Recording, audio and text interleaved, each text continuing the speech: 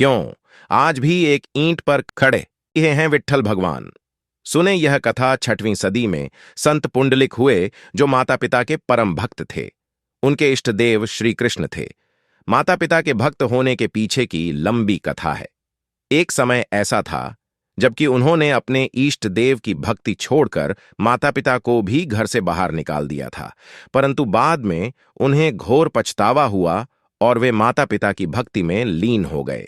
साथ ही वे श्री कृष्ण की भी भक्ति करने लगे। उनकी इस भक्ति से प्रसन्न होकर एक दिन श्री कृष्ण रुक्मणी के साथ द्वार पर प्रकट हो गए। तब प्रभु ने उन्हें स्नेह से पुकार कर कहा, पुंडलिक, हम तुम्हारा आतिथ्य ग्रहण करने आए हैं।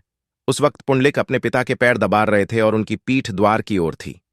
पुंडलिक ने कहा कि मेरे पिताजी शयन कर रहे हैं, इसलिए अभी मैं आपका स्वागत करने में सक्षम नहीं हूं। प्रातकाल तक आपको प्रतीक्षा करना होगी, इसलिए आप इस ईंट पर खड्डी डीडीढ़े होकर प्रतीक्षा कीजिए। और वे पैर दबाने में लीन हो गए। भगवान ने अपने भक्त की आज्ञा का पालन किया और कमर पर दोनों हाथ धरकर और पैरों को जोड़ ढाकर ईंटों पर खड़े हो गए। ईंट पर खड्डे होने के कारण उन्हें विट्ठल कहा गया और उनका यही स्वरूप लोकप्रियता हो चली। इन्हें विठोबा भी कहते हैं।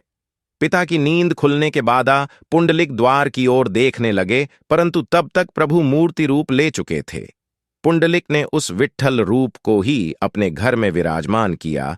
यही स्थान पुंडलिकपुर या अपभ्रंश रूप में पंढरपुर कहलाया, जो महाराष्ट्र का सबसे प्रसिद्ध तीर्थ है। पुंडलिक को वारकरी संप्रदाय का ऐतिहासिक संस्थापक भी माना जाता है, जो भगवान विट्ठल की पूजा करते हैं।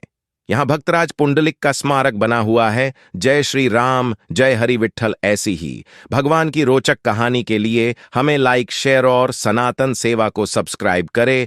जय श्री राम।